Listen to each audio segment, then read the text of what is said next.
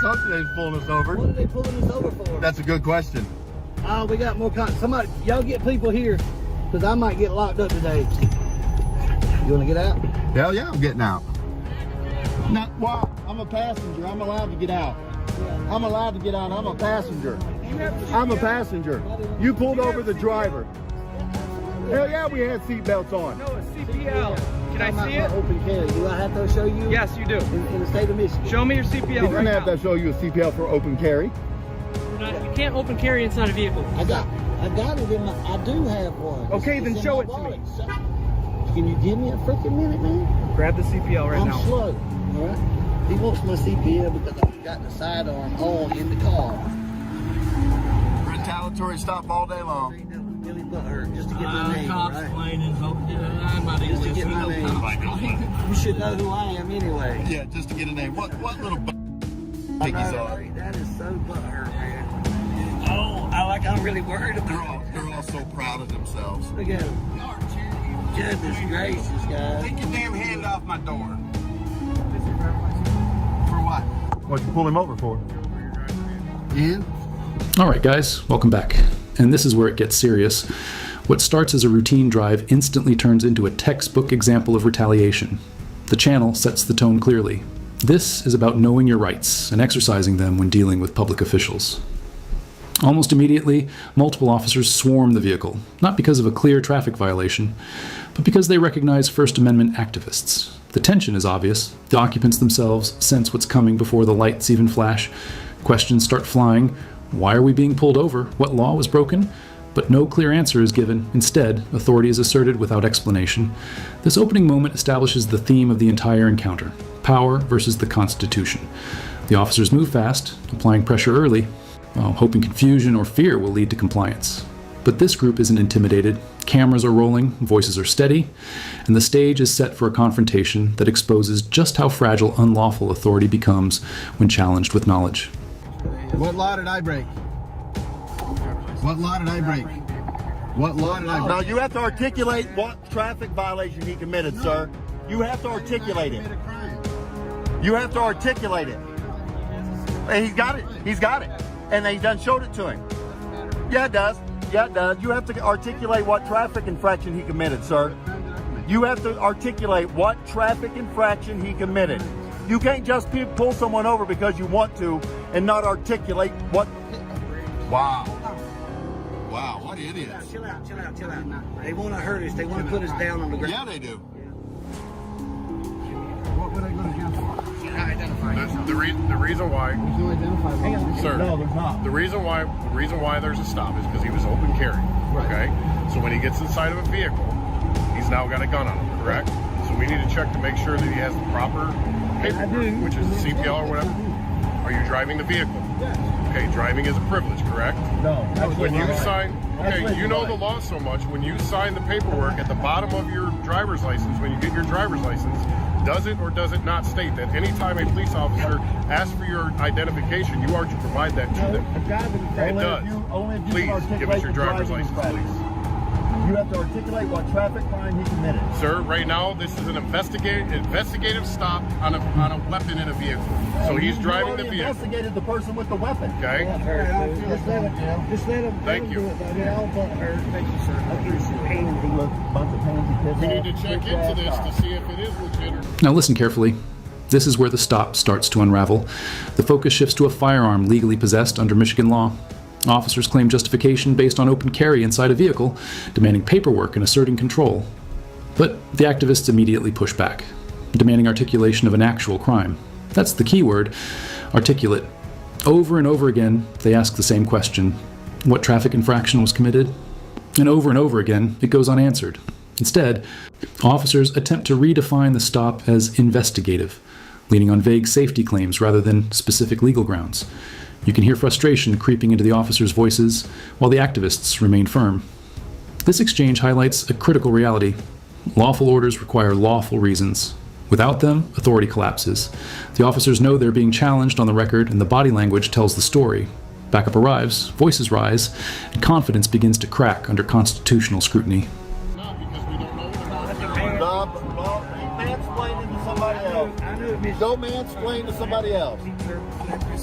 No. You're not with I didn't commit a crime. I'm a passenger. I was. I just pulled up and you pulled off. It's on video. It's on video right here. Dash cam, buddy. What the hell? Don't even go there. Trying.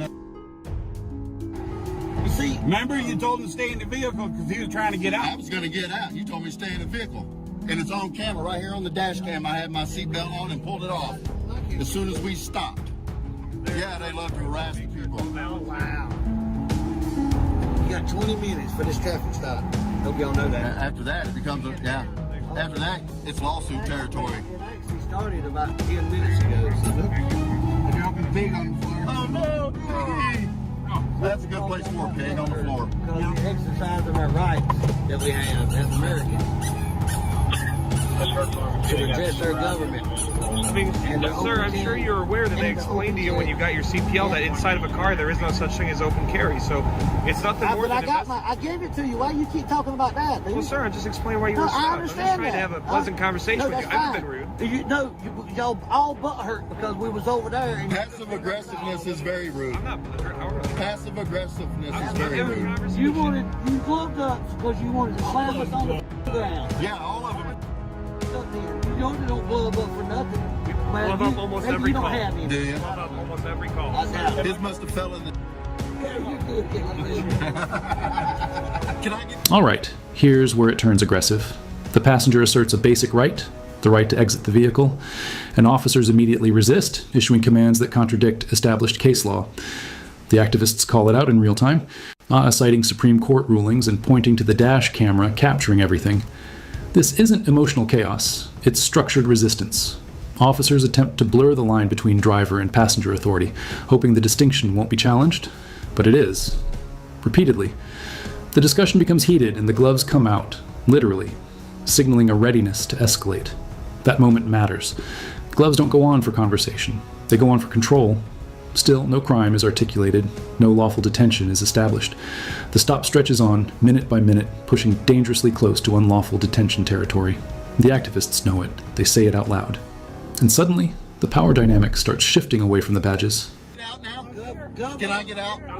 It's hot. You're detained. I'm not detained. I didn't commit a crime. I'm a passenger. I'm not detained. You gotta have a reason to detain me. A traffic stop. No. Only the driver. Only the driver, not the passenger. You have to You can't detain me when I haven't done anything wrong just because I'm in the car with somebody you pulled over. You'll get around to it. I'm hot, dude. You good? Don't. I can open the door. I can open the door. Well, I exercise my rights outside. I get some sun. That's why I got some tan. Right, because we get outside. Yeah. You gonna go home and read it? If you go to the local library, you can get Constitution for Dummies. It makes it so much easier for you retards to understand. No, seriously, there is a book called The U.S. Constitution for Dummies. And I seriously have it at home. And they made it for cops. Do you really? You ought to read it. Right on, brother. Boom, airhead. Because that one actually explains it quite well for anybody to understand it. Right. As a matter of fact, I got my copy in the trunk. What crime are you investigating me for? What crime are you investigating me for? What crime? What crime are you investigating me for? Because there isn't one. I'm waiting. During a traffic stop, all occupants of the vehicle... Wrong. You're wrong. You are totally wrong. You are totally Get wrong. out of the car and see if I'm wrong. The only person, he wants to put hands on. The only time you can tell... This is the breaking point. The passenger flat out states the truth. I'm not detained, and you don't have a reason to detain me. Officers push back, insisting authority where none legally exists. But knowledge is a weapon here, and it's being used effectively. Case law is cited. Definitions are clarified. The difference between a lawful order and an unlawful command is exposed in real time. The officers attempt intimidation through repetition, but repetition doesn't create legality. The activists remain calm, sarcastic at times, but unwavering. This section highlights a critical lesson. Police are allowed to lie, and they often do, to test whether citizens know their rights. The encounter becomes less about enforcement and more about ego. Every unanswered question weakens the officer's position. Every recorded second strengthens the activist's case. The stop is no longer under control. It's under observation. somebody to stay in a car is for officer safety, and I clearly am not a threat to your safety. That's how the Supreme Court case law reads. No, not all occupants. Only the vehicle and the driver themselves. Only the vehicle and the driver themselves, unless you can articulate a crime the passenger committed. That's the only time. Trust me, you think we don't read case law? You think we don't know what we're talking about? It all come out in the wash in a lawsuit. I promise you. I promise. You're getting a hell of a lot more breeze than we are stuck in this car, though.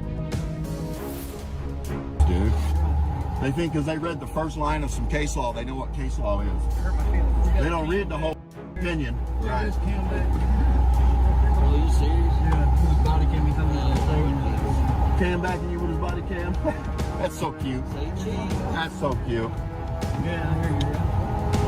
It must be you. Oh man, I hope y'all want all these complaints, man. Oh, well, yeah, this is borderline lawsuit here. My attorney will have a ball with this. I'll be calling him tomorrow. I'm not going to tell you that, but trust me, I got 2 attorneys, so. I got 9 more minutes. Fanta? Calm down. Fanta orange? Calm down. Whatever we decide it's going to cost. I prefer orange crush personally, but Fanta's pretty good too. Hell yeah. Some Slim Jims, some chips. Man, I'm ready. I'm ready for a day of it. I'm going to go to River Rouge, go to the dispensary, and get some weed next. Now watch how confidence drains from the scene. The officer's arguments grow thinner, leaning on misquoted case law and broad claims about all occupants during traffic stops. The activists dismantle those claims piece by piece, pointing out omissions and misinterpretations. Backup officers arrive, body cameras rolling, but nothing changes, because facts don't change with numbers. Lawsuits are mentioned. Complaints are promised. And suddenly, the tone shifts. What began as aggressive enforcement turns into damage control. The officers realize this encounter isn't ending in handcuffs. It's ending in paperwork and accountability. The activists even joke, relaxed now, because they know the truth.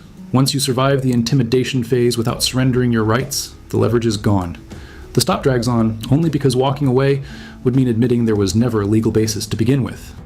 I'm not driving. I'm not driving. I won't smoke it in the vehicle either, because that's like open container. I'll make sure I get out somewhere private and smoke it. I know. Trust me, we know the law, guys. We're not dummies.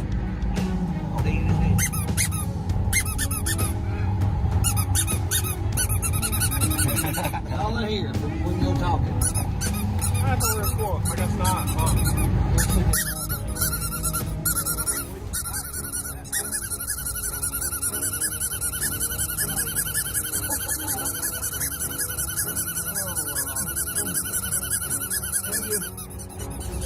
Have a good day. Yourself. Have a good day, douche nozzles. Hey, Hold on. have a good day, douche nozzles. Don't violate anybody's rights. Y'all make sure you honor your oath to the Constitution. Yes, he absolutely does. But not if you're a sinner.